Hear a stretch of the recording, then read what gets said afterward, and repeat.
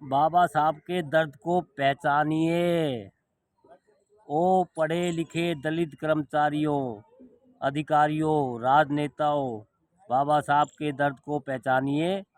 उनके संदेशों और उनके उपदेशों के अनुसार चलिए। उनका उल्लंघन और उनकी अवमानना मत कीजिए। नागपुर के विशाल सम्मेलन में अपने धर्मांतरण के अवसर पर उन्होंने आपको जिस बात के लिए आह्वान किया था, आप उसे न भूलिए।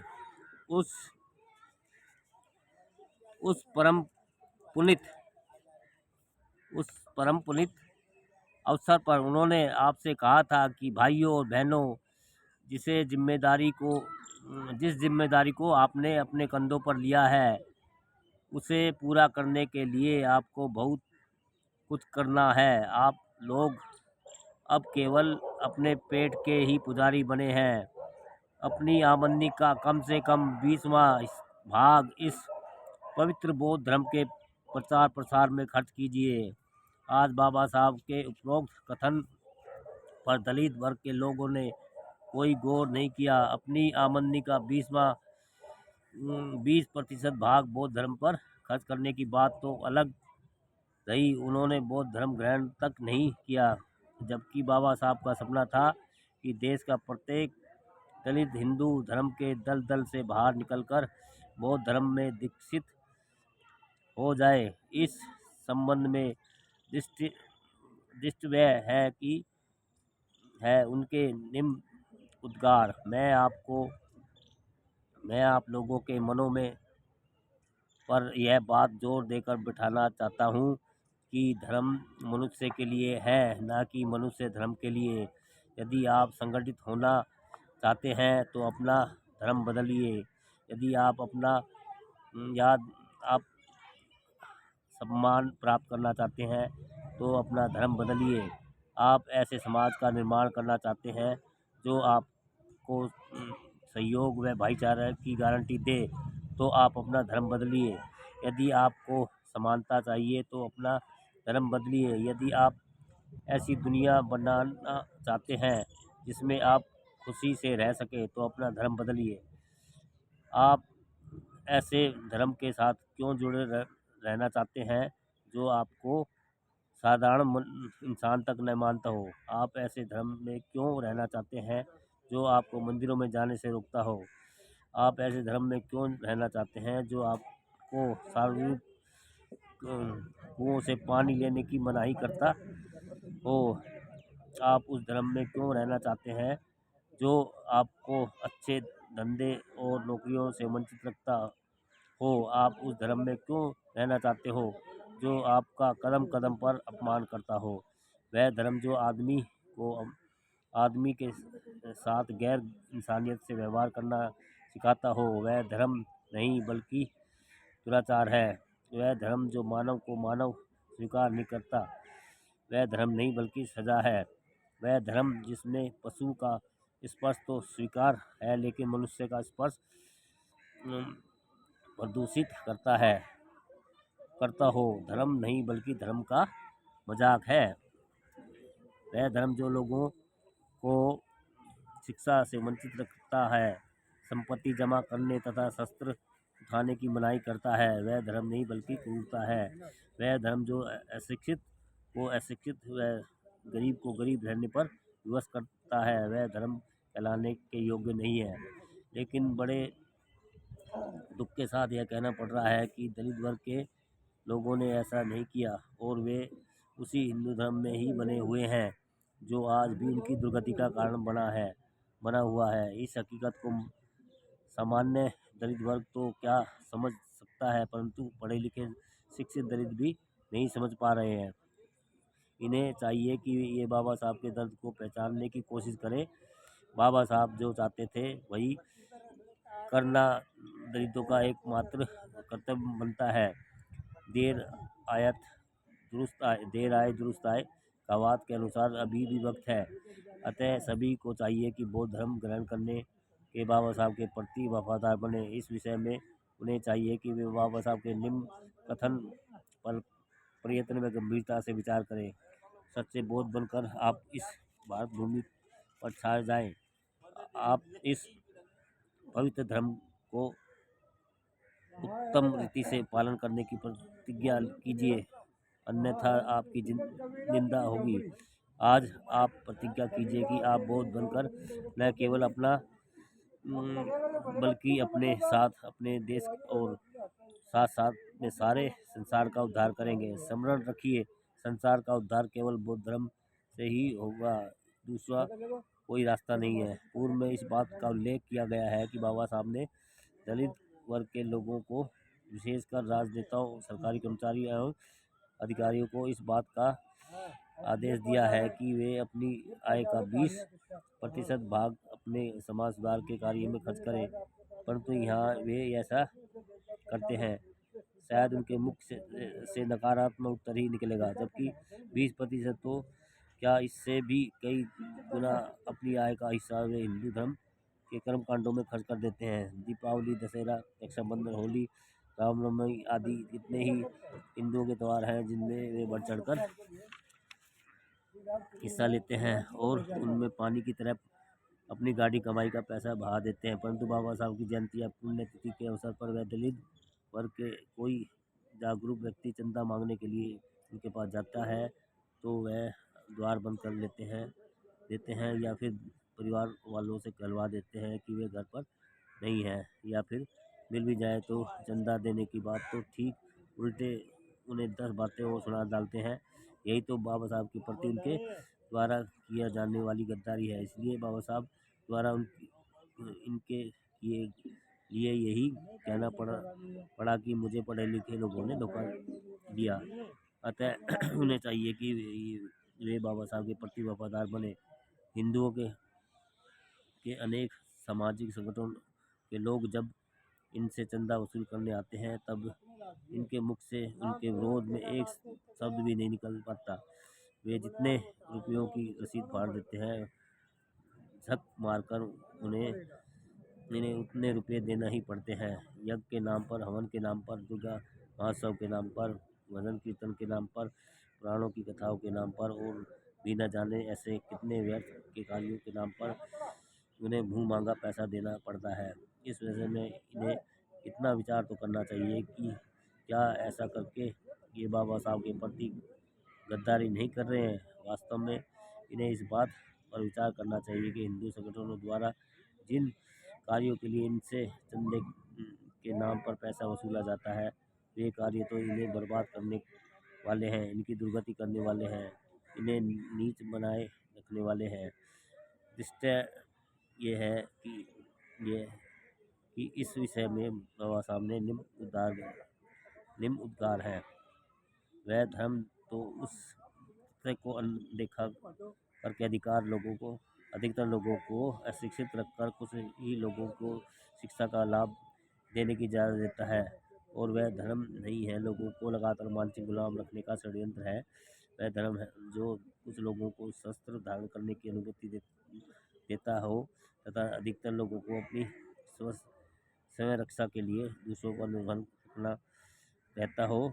वह धर्म नहीं है, बल्कि लगातार गुलामी में रखने की योजना है। वह धर्म जो कुछ लोगों को संपत्ति तथा दौलत इकट्ठा करने के रास्ते खोल देता है तथा दूसरों को गरीब तथा उपेक्षित रखता है और उन्हें विवश करता है हो अपनी आवश्यकताओं की पूर्ति के लिए ये दूसरों पर निर्भर रहने के लिए, वह धर्म नहीं कोई धूर्तता है।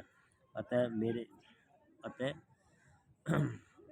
मेरे बंधुओं, मैं हिंदू धर्म की ऐसी तमाम बातों को आप समझिए और उनके कथित धार्मिक व सांस्कृतिक कार्यक्रम में चंदा मत दीजिए। आप संत कबीर, रविदास जी महाराज, ज्योतिबा फुले आदि महापुरुषों की जयंती और पुण्यतिथि मनाने में अपना पैसा लगाइए और समाज को जगाने का महत्व कार्य कीजिए। ऐसा करना ही आपके द्वारा बाबा साहब के प्रति वफादारी करना होगा। आप बाबा साहब के इस आदेश को सदैव याद रखिए कि शिक्षित बने बिना दलित वर्ग का उत्थान किसी भी स्थिति में नहीं हो सकेगा। इसलिए उन्होंने दलित वर्ग के सर्वगणीय उत्थान के लिए जो 3 सूत्र दिए हैं में पहला सूत्र है शिक्षित बनो। ये शेष इसके बाद के सूत्र हैं तो क्या बाबा साहब की इच्छाओं और अपेक्षाओं के अनुसार दलित समाज शिक्षित हो गया? यदि नहीं तो इसकी जवाबदेही शासन की तो है ही, परंतु इससे भी अधिक जवाबदेही दलित वर्ग के उन व्यक्तियों की है जो शिक्षित हो गए हैं और बाबा साहब द्वारा प्रदान किए गए आरक्षण के दम पर शासन प्रशासन में छोटे से लेकर उच्च पदों तक पहुँचे हैं। मेरे शिक्षित बंधुओं, माना कि बाबा साहब की इच्छा और अपेक्षा अनुसार आप लोग तो शिक्षित हो गए हैं, परंतु क्या आपने अपने समाज के शिक्षित करने के लिए कोई प्रयास किया? निश्चित रूप से इसका भी उत्तर नकारात्मक ही निकलेगा। तो बंधुओं, आप शिक्षित लोग समय निकाल कर अपने समाज में जाएं, अपने लोगों को शिक्षा के प्रति जागरूक करें। आप चाहे तो आप जिस नगर, गांव या मोहल्ले में रहते हैं, वहां किसी सार्वजनिक स्थान पर अपने वर्ग के बच्चों को एकत्रित कर उन्हें पढ़ाएं। उन्हें ऐसी बातें बताएं कि वे आगे बढ़ सकें। यदि किसी गांव मोहल्ले में 5-7 ही शिक्षित कर्मचारी हों तो वे बच्चों को पढ़ा सकते हैं। ऐसा करने में से उन्हें ट्यूशन का या कोचिंग के लिए भी नहीं जाना पड़ेगा और वे निःशुल्क शिक्षा प्राप्त कर सकेंगे। बाबा साहब का दूसरा मंत्र है संगठित बनो। परंतु देखा जाता है कि दलित समाज इतना असंगठित है कि कुछ न पूछो। असंगठित होने के कोई बहुत बड़े कारण नहीं है। दलित समाज के असंगठित बने रहने के कारणों की खोज की जाए तो उनमें से ऐसी बातें सम्मुख आएंगी कि जिन्हें सुनकर एक समझदार व्यक्ति तो ठीक, एक सामान्य व्यक्ति को भी हंसी आए बिना नहीं रह सकती। उदाहरण के लिए नाली के पानी आने पर झगड़ा कर लेना, घर के सामने कचरा फेंक देने पर मनमुटाव कर लेना, पालतू पशु का एक दूसरे के बारे में घुस जाने पर मारपीट कर लेना, बच्चों की बातों को लेकर उलझ पड़ना। ऐसी छोटी छोटी बातों पर वे कभी कभी इतनी बड़ी लड़ाई कर लेते हैं जिन्हें थाने और कोर्ट कचहरी के चक्कर तक लगाने पड़ जाते हैं। दलित वर्ग के लोगों को सोचना चाहिए कि उनकी इस प्रकार छोटे छोटे बातों में से असंगठित रहने का लाभ दूसरे वर्ग के लोग उठाते हैं और फिर वे उन पर अन्याय तथा अत्याचार करते हैं, क्योंकि वे जानते हैं कि आप लोग असंगठित हैं। इस विषय में बाबा साहब ठीक कहते हैं कि आप लोगों को सामर्थ्यहीन होने के कारण ही आप पर सवर्ण हिंदुओं द्वारा अत्याचार और अन्याय होता है। इसमें मुझे किसी प्रकार का संदेह नहीं है। इस क्षेत्र में केवल आप ही अल्पसंख्यक हैं, ऐसी बात नहीं है।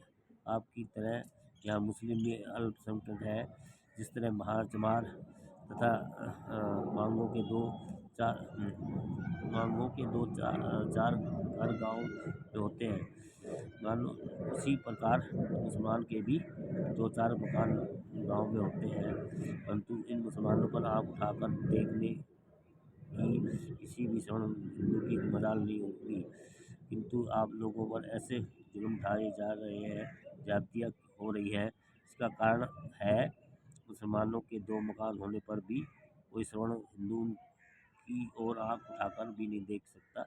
आप लोगों के 10 मकान होने पर भी सवर्ण जातियाँ अन्याय और अत्याचार करती हैं। आपकी बस्तियाँ जला दी जाती हैं, आपकी महिलाओं पर बलात्कार होता है, आदमी, बच्चे और महिलाओं को जला दिया जाता है। आपकी महिलाओं को, बहू और जवान बेटियों को नंगा करके गांव में घुमाया जाता है। यह सब क्यों होता है? यह इस एक बहुत ही महत्वपूर्ण प्रश्न है।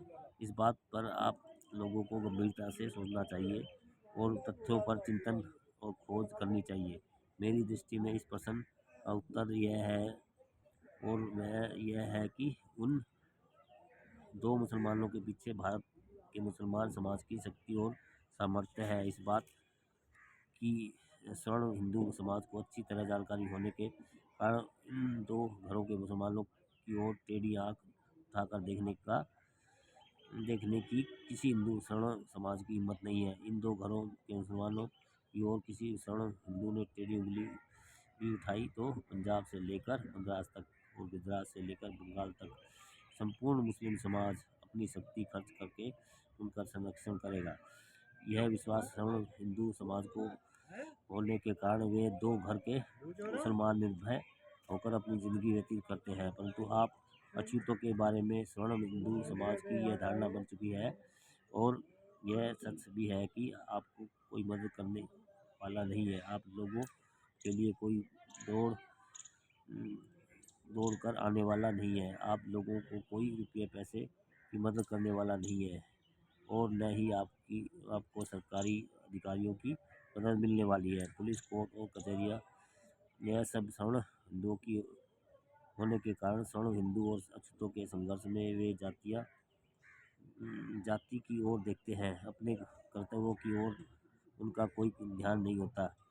पहले जाति बाद में कुछ और जाति वालों को भी इस बात पर पूरी तरह से विश्वास होता है कि हमारा कौन क्या बाका कर सकता है। आप लोगों की ऐसा स्थिति के कारण ही आप पर सवर्ण हिंदू समाज ज़्यादा जातीय अत्याचार और अन्याय कर रहा है। मैंने यहाँ तक तो जो विश्लेषण किया है उसमें दो बात सिद्ध होती है। उसमें से पहली बात तो यह है कि बिना सामर्थ्य के आपको इस अत्याचारों और अन्याय का प्रतिकार करना संभव नहीं है। दूसरी बात यह है कि आज आपके हाथ में प्रतिकार है के लिए आवश्यक सामर्थ्य नहीं है। यह दो बातें सिद्ध हो जाने के बाद तीसरी बात अपने आप ही सिद्ध हो जाती है और वह यह है कि आप आवश्यक सामर्थ्य को कैसे प्राप्त कर सकते हैं। इस सचमुच महत्वपूर्ण प्रश्न है और आप लोगों को इस बात पर निर्विकल्प दृष्टि से चिंतन और मंथन करना चाहिए। इसलिए दलित समाज के शिक्षित व्यक्तियों को चाहिए कि वे समय निकालकर समाज में जाएं और लोगों को संगठित होने के लिए समझाएं। विशेषकर उन्हें यह बात समझाएं कि आप भले ही अपने व्यक्तिगत कारणों से एक दूसरे से संपर्क न रखें, उनके यहाँ आए जाए नहीं, मेल मिलाप न रखें, परंतु जब पूरे समाज की बात आती है तो आपको चाहिए कि वह अपने सभी आपसी मतभेद भुलाकर समाज के साथ हो जाएं। बार बार उन्हें ऐसी समझ देने पर संभव है उनमें समझ उत्पन्न हो सके और वे एकता के सूत्र में बंध सके। प्रयास तो करने ही होंगे, तब तक जाकर सफलता मिलेगी और यह कार्य शिक्षित लोग कर सकते हैं। अतः दलित वर्ग के समस्त शिक्षित वर्ग के व्यक्ति इस दिशा में अपने समाज को संगठित करने के लिए प्रयत्नशील बने।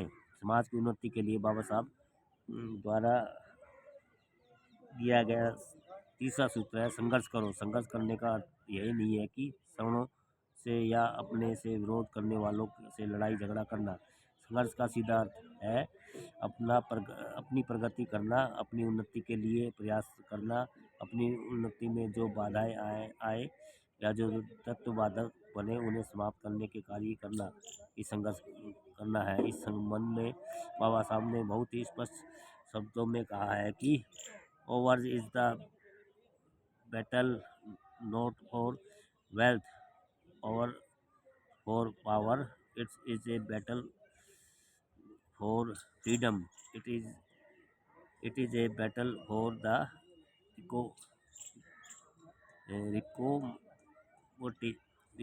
Recognition of human personality. अर्थात ऐसे सवर्णों हमारी आज से आपसे या किसी से इस बात की लड़ाई या संघर्ष नहीं है कि हम आपका धन प्राप्त करके धनवान बने या शक्तिशाली बनकर आपसे झगड़ा करें। हमारी लड़ाई या संघर्ष तो केवल इस बात से है कि आप हम लोगों की अस्मिता, इज्जत, आबरू को जो सदियों से अपने पांव तले कुचल रखा है उसे पुनः स्थापित करने के लिए। अतः बंधुओं, हम अपने सम्मान के लिए संघर्ष करना, अपने आत्मविश्वास के लिए उठ खड़ा होना, हमें अपनी अस्मिता के लिए संघर्ष करना है और यह काम तभी होगा जब हम अपने पहले शिक्षित बने और संगठित बने। इन दोनों के बिना संघर्ष करना संभव नहीं है। अतः शिक्षित वर्ग इन तीनों के लिए समाज को तैयार करे। शिक्षित बंधुओं, इस बात को हवा मत दीजिए, हवा में मत उड़ाइए, इसे गंभीरता से लीजिए। बाबा साहब चाहते थे कि यदि वे अपने जीवन काल में अपने समाज की पूरी तरह से शिक्षित, संगठित और संघर्षशील बना सके तो उनका यह कार्य पढ़े लिखे लोग पूर्ण करें। अतः आप ऐसा करते हैं तभी आपको उनके प्रति वफादारी करने वाला कहा जा सकेगा। पढ़े लिखे कर्मचारियों, अधिकारियों और राजनेता, आज आपके पास कुछ भी ऐशो आराम के साधन हैं, वे सब बाबा साहब की बदौलत है। आपके पास जितने भी प्रकार के भोग पदार्थ हैं वे सब उन्हीं के कारण से हैं। ये आपके दुपहिया वाहन, कार, बंगले, उनमें रखे सोफा सेट, टीवी, फर्नीचर तथा और भी आधुनिक किस्म की कीमती सामान, ये सब के सब बाबा साहब की ही देन है। आप पूछेंगे कैसे, तो इसका बहुत ही स्पष्ट उत्तर है और वह यह है कि बाबा साहब यदि आपको नौकरियां और राजनीतिक में आरक्षण न करवाते होते तो क्या आप कुछ पदों तक पहुंच पाते? नहीं, कदापि नहीं। तो फिर सोचिए, ये सब सुख सुविधा आपके पास हो पाती? इसका भी उत्तर नहीं यही होगा। आप सोचते होंगे कि हम सब अपनी क्षमता, सामर्थ्य और प्रतिभा, योग्यता और बुद्धि बल के से ये सब कर लेते, परंतु बंधुओं, आपको ऐसा सोचना दिव्य स्वप्न मात्र है। क्यों? क्योंकि आपके पूर्वज भी तो इंसान थे, मेहनती थे। क्या आपकी तरह उनमें दक्षता, सामर्थ्य और प्रतिभा, योग्यता इत्यादि नहीं थी? क्या उनमें बल बुद्धि नहीं था?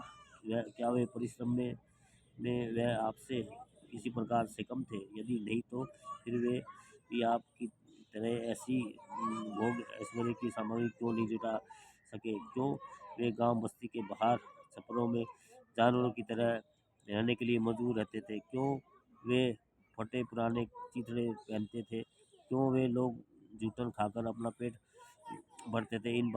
सब बातों को सिर्फ एक ही उत्तर है, वो यह है कि आपकी तरह उनका आरक्षण संरक्षण नहीं था। इसलिए बंधु, जिस बाबा साहब की बदौलत आज आपके पास सुख सुविधा के तमाम साधन हो गए हैं, तो क्यों नहीं आप उनके अधूरे कार्यों को पूरा करने का प्रयास करते हैं? क्यों नहीं अपने समाज के लिए समय निकाल कर उन्हें भी आप जैसा बनाने का प्रयास करते हैं?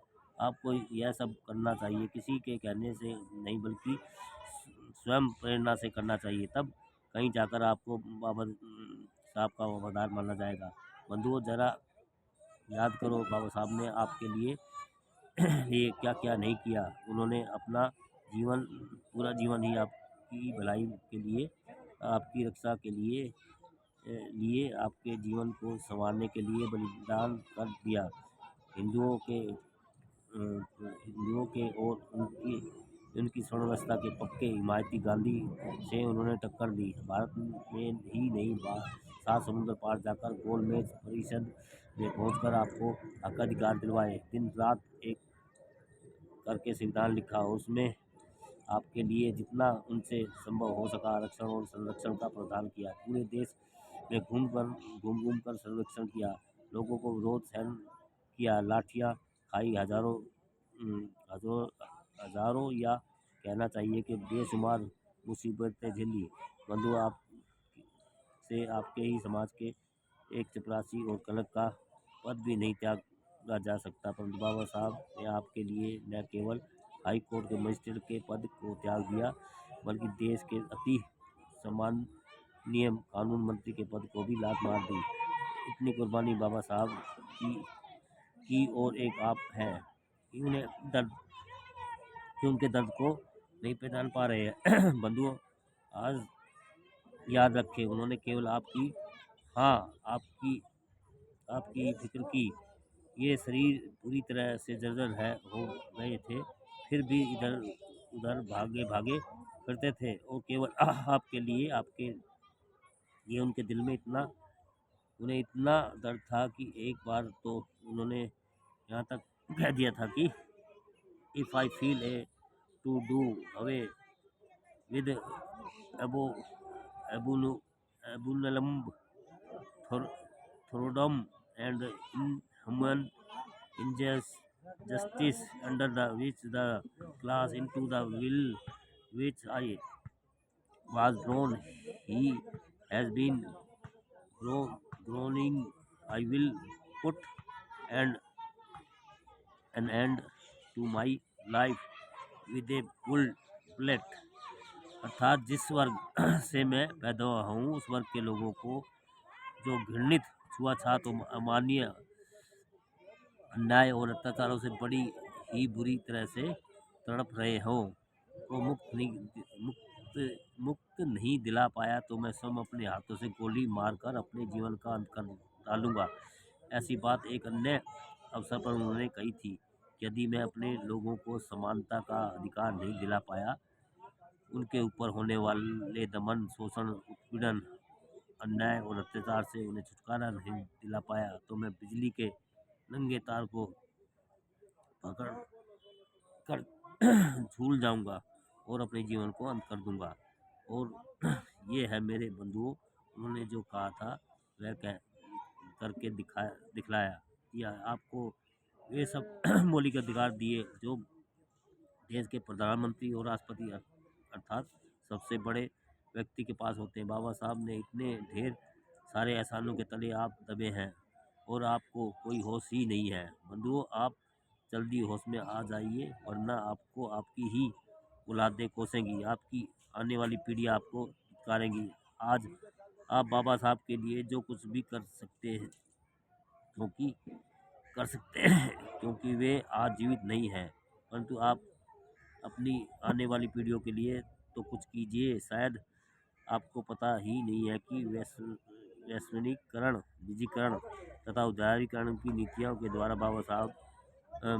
द्वारा संविधान में बाबा साहब द्वारा आपको सरकारी नौकरियों में जो आरक्षण दिलवाया रखा है उसे समाप्त किया जा रहा है। आज भी वह कहने मात्र का रह गया है।